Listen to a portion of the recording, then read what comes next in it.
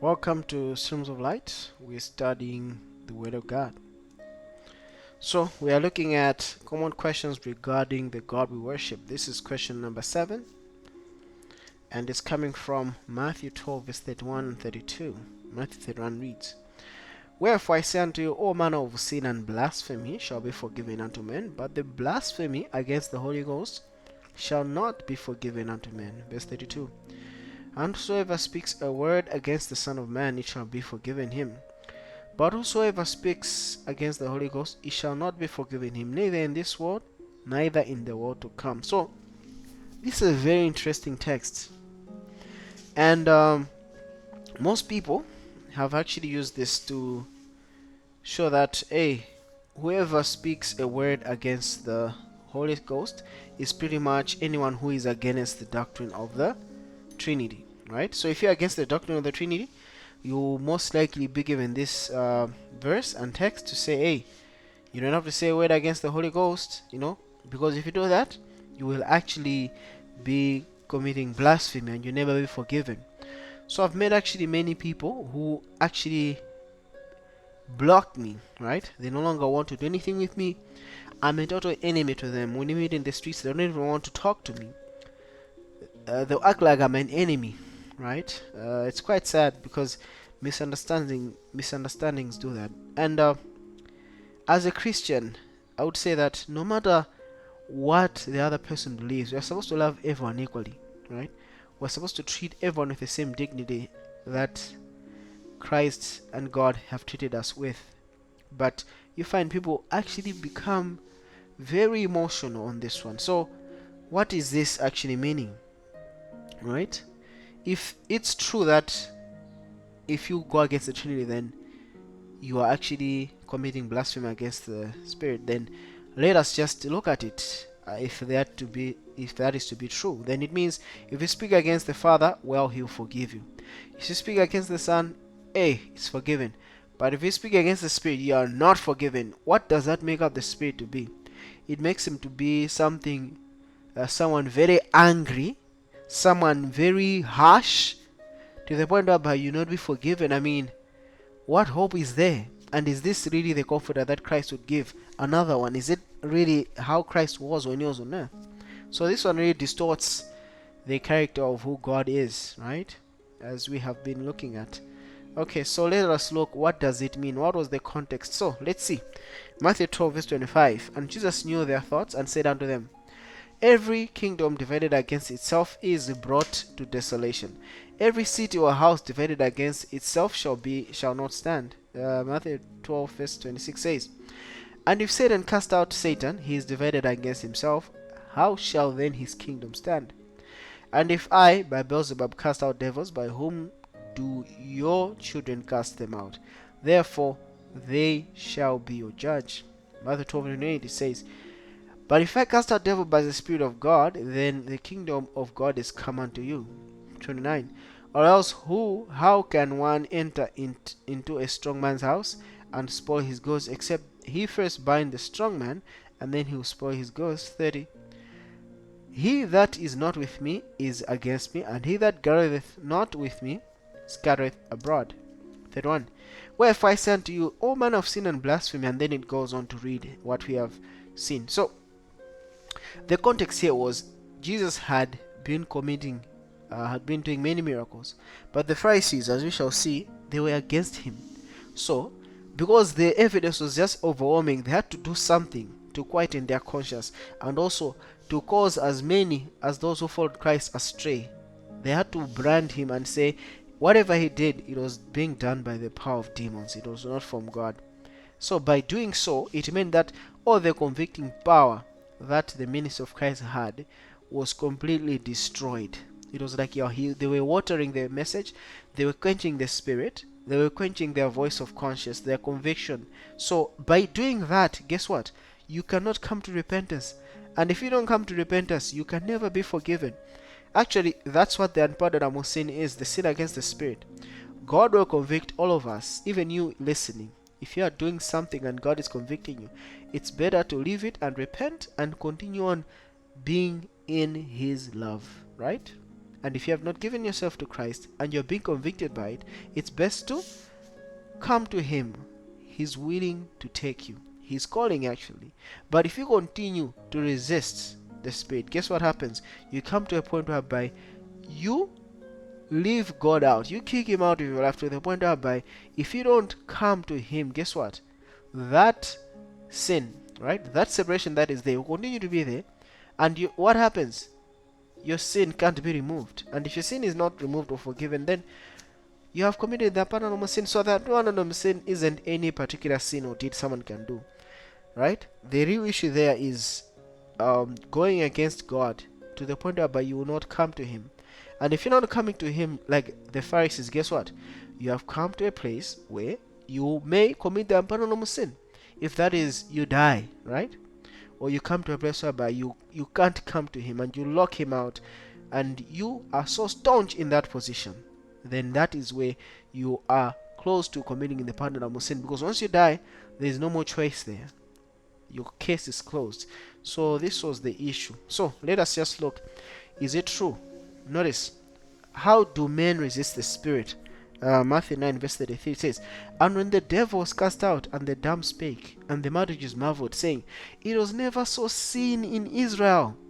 But the Pharisees said, He cast out devils through the prince of devils." Notice, they were convicted. It was never seen before. This dumb man who was born dumb, he couldn't speak, and everyone knew him. He grew up, everyone knew him. But Jesus cast out the devil out of him, and guess what? The man could all of a sudden speak.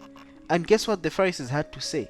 They had to say, no, he cast out via the prince of devils. Now, you may not understand this, but Jesus, when He was on earth, they were still in the Old Testament era, because whenever you were sick and you had a leprosy, you had to go to the priest, and they were the ones who had to confirm that you were sick and you had to leave, right? Whatever sickness there was, they were the ones who confirmed it. So whenever a miracle was done, right, whether you had healed or you had taken some herb or something, you had to go back to this priest, and then they would say you are clean, and then you'd be welcome to stay in the camp. So these people, these Pharisees, when they were there, they had almost come to the same preeminence, to the point whereby if they said you were clean, you were clean, right? So they were saying, look, Jesus is doing this by the prince of devils. In other words, they did not recognize His miracles. Now, if they don't recognize the Spirit by which He's working, would they be convicted that He is the Messiah? No, they would not be convicted. Even if they killed Him, would they be convicted? No. And what would that lead them to? It would lead them to sin against the Spirit, right? So they were saying words against the Spirit. Pretty much it's resisting the Spirit. Okay? So if you resist the Spirit, you never come to repentance, and thereby the unpardonable sin. So the unpardonable sin isn't any one wrong deed or act, no. It's whereby the man chooses to close God out, and close God out by resisting the conviction of the Spirit. And if that continues, guess what? When you die, your account is closed and you are completely lost, right? So let's look at this. Did the Pharisees really resist the Spirit? Acts 6 verse 9 says, "Then there arose certain of the synagogue, which is called the synagogue of Libertines and Cyrenians and Alexandrians, and of them of Cilicia and of Asia, disputing with Stephen." So remember Stephen, they were disputing with him. Verse 10, "And they were not able to resist the wisdom and the spirit by which he speaks." So they were disputing about Christ, and Stephen, being one of the deacons, spoke with so much wisdom, and they were unable to resist all that, because he spoke. He told, look, Christ died on this day. He spoke all that, right? He was able to quote the Old Testament to these people and show how Christ fulfilled each and everything, right? So what happened when they could not resist? Acts 7 verse 51. What did Stephen say? "You stiff-necked and uncircumcised in heart and ears, you do always resist the Holy Spirit, as your fathers did, so do you." 52. "Which of the prophets have you not persecuted? And they have slain them which should before of the coming of the just one, of whom you have been now the betrayers and murderers." So you find that Stephen saying, look, you always resist the Spirit.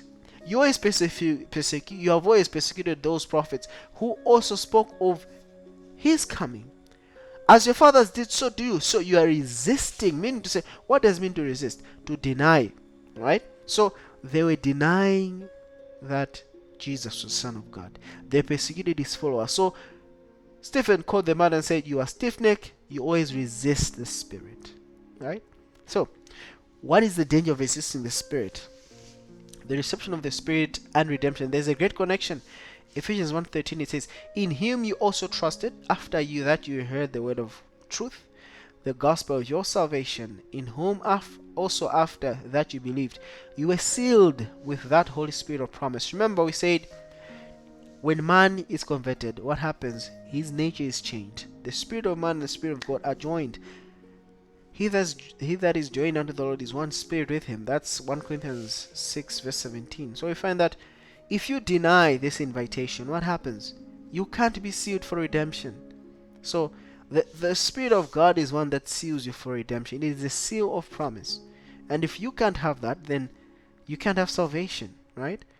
That is, if you continue in that state until the end of your life, then you have actually sinned against the Spirit. Ephesians 4:30, it says, and give not the Holy Spirit of God, whereby you are sealed unto the day of redemption. So you find that you are not supposed to grieve the Spirit of God, right? When God convicts you, you are not supposed to deny that, right? You're supposed to come willingly. But if we deny, how can we be sealed for redemption, right? So when these Pharisees were going against Christ continually, Jesus said, look, if you continue down this road, you're going to sin against the Holy Spirit. You're going to commit the unpardonable sin. And actually they did this, and they nailed Christ. They said, hey, look, the Sabbath is coming, let us remove him so that we can keep the Sabbath, right? They would rather kill someone and remove him before the Sabbath started. So their conscience was so dead to the point whereby they could commit murder and then also act in acts of worship. These were churchmen. They killed him. And every one of them had this tendency to downplay their Spirit. And they did this, right? And they were able to continue on like as if nothing has happened. So let's read this. 1 John 5 verse 16 and 17 says, verse 16, and if any man see his brother sin a sin which is unto death, he shall ask, and he shall give him life for them that sin. Okay, let me read it again. 1 John 5:16. If any man see his brother sin a sin which is not unto death, he shall ask, and he shall give him life for them that sin not unto death. There is a sin unto death, I do not say that he shall pray for it. 1 John 5:17. All unrighteousness is sin, and there is a sin unto death. So, all that we do, right? Unrighteousness. What is this unrighteousness? When you are not in Christ, you are unrighteous immediately. So that is the great sin. That is the great separating factor. All unrighteousness is what? Is sin. And when you are doing those things, there is not a sin unto death. Whatever you're doing in that state, when you're unrighteous, when you're not in Christ, those are not sins unto death. But when you hear the gospel, you're convicted by the gospel, and you know God is calling you, and it's time to repent. It's time to surrender your life, to give it to the one who so loved us. But you resist, you cringe. This is the sin unto death, right? This is the sin whereby there is no more hope. If you continually deny the gospel invitation, what happens? You harden your heart that the impressions of the Spirit of God cannot get to you. You come to a place whereby, no God for me. I don't want God. I want to do my own thing. And how else is God supposed to leave you? Of course, God will keep chasing you, but if you keep hardening your heart, it will get harder and harder, because you are actually downing your conscience. God will speak to you via the conscience, but you are actually killing your conscience not to hear anything. This is the danger of it all. So Mark 3 verse 28, 29 and 30, let's read it. It says, verily I say unto you, all sins shall be forgiven unto the sons of men, and blasphemy whatsoever they shall blaspheme. So whatever you do, all unrighteousness is sin, right? All things that men can do will be forgiven. There is not nothing that men can do or say that cannot be forgiven. 29. But he that shall blaspheme against the Holy Ghost, he shall never be forgiven, but is in danger of eternal damnation. Why are you in danger of eternal damnation? Well, is because God can only convict us via the Spirit. And when we are convicted, right, and we choose not to get that outer call, we choose not to come, what happens? We are in danger, because the Spirit, we can't enter into a relationship with God, and thereby God can't give us His Spirit, and we can't be sealed. And if we can't be sealed, well, there's that danger. Whilst you live, there is that danger of eternal damnation, because once you die, your destiny is fixed, right? Mark 3 verse 30 says, because they said he has an unclean spirit. So Jesus is the Savior. Who was being rejected here? It was Jesus. They said, hey, look, he has an unclean spirit. So it meant whatever he did or said had no effect on them. So they were in danger of eternal damnation because they said he had an unclean spirit, right? So because they denied Jesus, his work, his mission, they couldn't accept him as the Savior. And by that, they had no hope of salvation. That's the issue. That's the sin against the Holy Spirit. It says because. So that is the actual causative agent. So we need to be careful not to deny the gospel invitation. This is the real issue here. So thank you so much for listening to our presentation. Let me invite you once again to visit our YouTube channel, SL Studies. Give our video a thumbs up. Do subscribe, because that helps YouTube to recommend our videos to other viewers on the same platform who are seeking for similar content. May God bless you, and may God keep you. In Jesus' name, amen.